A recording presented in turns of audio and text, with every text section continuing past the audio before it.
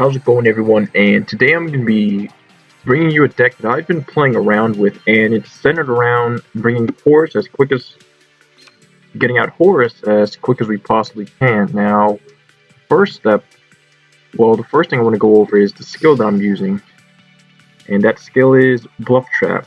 If you don't know what it is, it says, can be used each time your life points decrease by 1200. Statue of the Wicked is set in your spell and trap card zone. Now, you may ask, what does Statue of the Wicked do? Well, I'll show you real quick. Now, here's the card. What it reads is, when this face-down card is destroyed and sent to the graveyard, special summon one Wicked token on your side of the field. So what this means is, you can destroy it with Storm, which not only gets rid of the back row, but it gives you a monster. Now, since Horus level 6 is a 1 tribute monster, you can not only clear the back row, but also summon Horus level 6 to avoid floodgates and all that stuff. Get a clean attack off, then level up into level 8.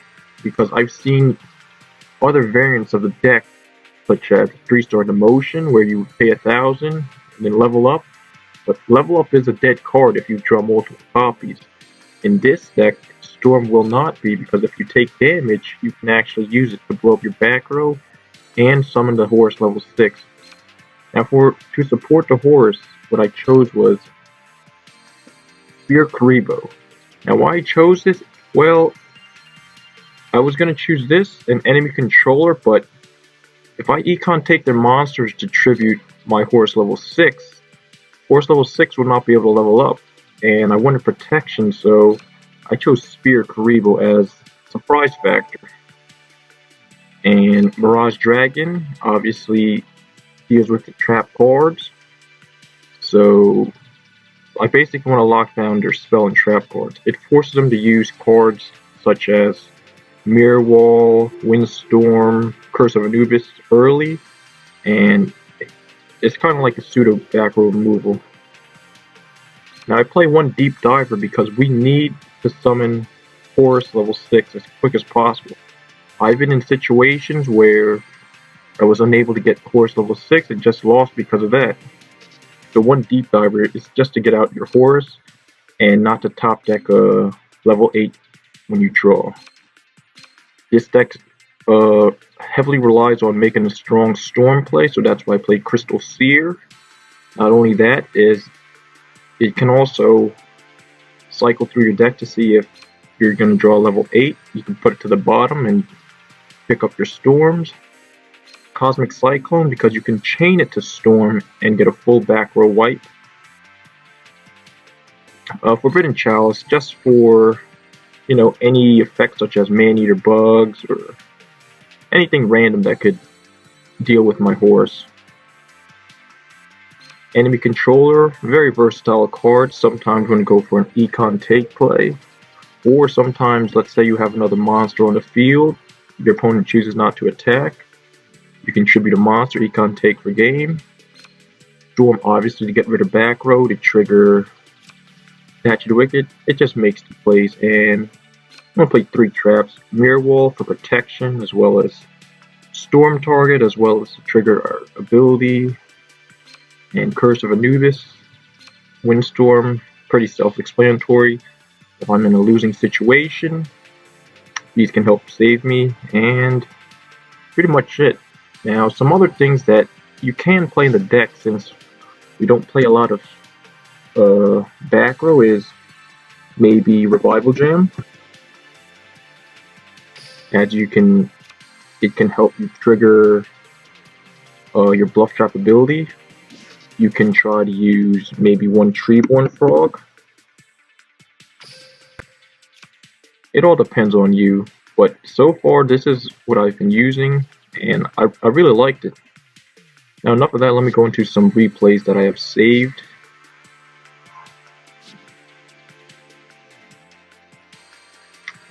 Here we go. I'll start from the bottom.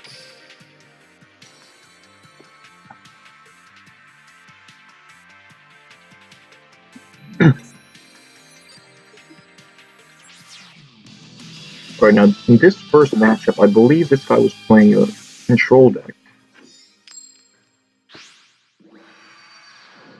Like a generic control deck. Yep, he uses balance. Now, our starting hand's not that good. But we do have the Storm. All we need to do is take some damage, then we will be good. Crystal Seer cycles through our deck. I decided to pick up the Crystal Seer as I have protection in terms of the Kuriboh. I decided to dig even deeper to get my combos off. There we go. Now here's the thing about Crystal Seer. It prevents me from drawing Horus level 8, which is really good. Now I tagged into him to get rid of his counter. Now he uses an Econ, he takes control of my Mirage Dragon. For some reason he Econ takes again, which I don't know why. And now his Boxer doesn't have a counter because he did not destroy a monster by battle. And right here, I know I'm set. I paid for the mirror wall just to blow up his whole back row. Bluff trap. And I go in for the attack. And there we go, we leveled up to level 8. Now in this build I use Ceasefire, discard it. 4-star, doesn't work on me. There we go. Easy level 8, just by attacking.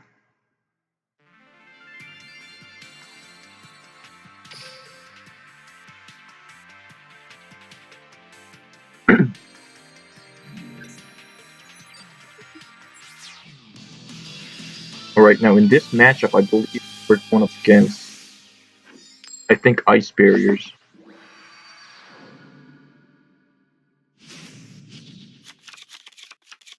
As you can see, very bad starting hand.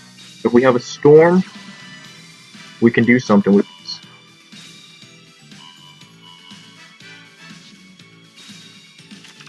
He gets all his pluses. With the Murray of Greed, obviously.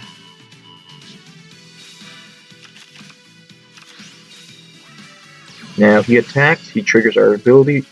We top deck the Storm. And since Ice Bears tend to not play trap cards, it's GG. We tribute attack, no Sphere Kuriboh. There we go, level 8. And it's an auto loss for him since he cannot do anything. That just shows you the power of getting out Horus as quick as possible. Now here's Rex Raptor. This was a pretty good duel for me. Because Dinos tend to be more of a beatdown deck. You know, just clear back row, going for a huge amounts of damage.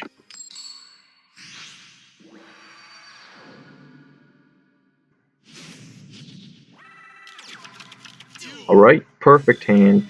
When I see Storm and Horus, I know it's game over. Right? He triggers our ability. Throwing away his back row, and as you can see, we got rid of a floodgate, which is really good. There we go. Level 8, just like that. He tries to get a monster. I don't think so. Because this could have been a Black Bronchiosaurus. The one that switches you into defense position. As you can see, Electro, I let him pin it, just to show you. I got my Horus. Scoops.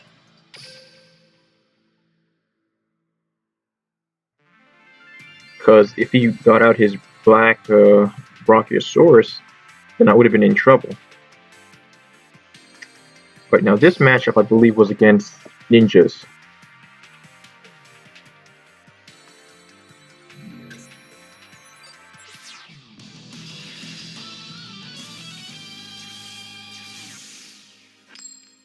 Now I know ninjas use a lot of trap cards, continuous trap, but if I blow them up, I can get rid of him.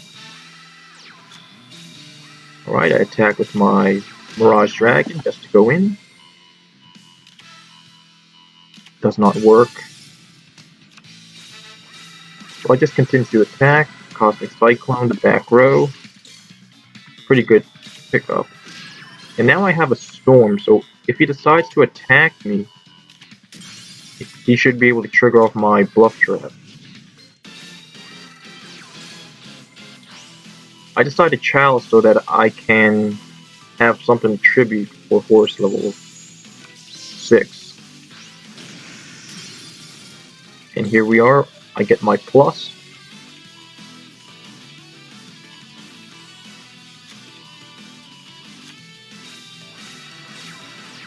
And I decided to set.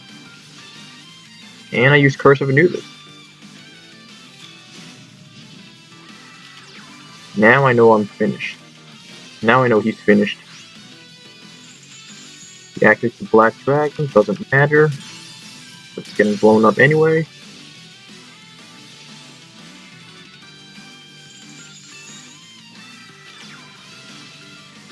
I just decided to BM here.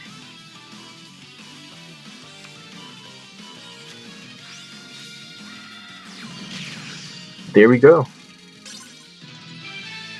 Not even level 8. This just showcased the power of Storm. And for my last matchup, this one was probably one of my favorite ones.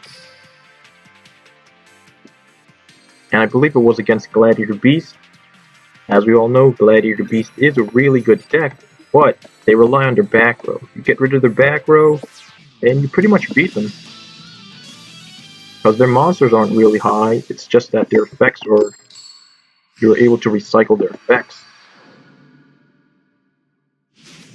Playing the Mind Scan so he knows what to expect. We got Storm, so all we need is Horus.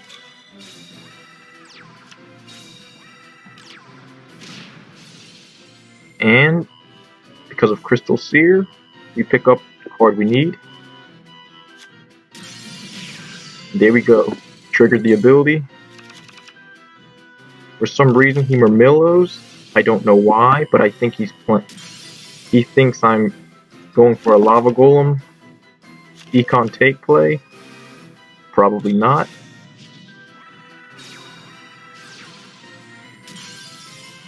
There we go. Pick out a Floodgate. I don't set anything because I have Sphere Kuriboh.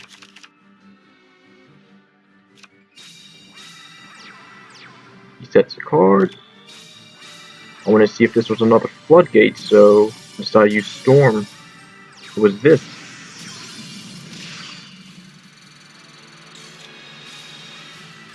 And he decides to suicide. I say no thank you. I want to finish it on my own terms. And that's GG. Alright guys, that's all the replays I have for you today.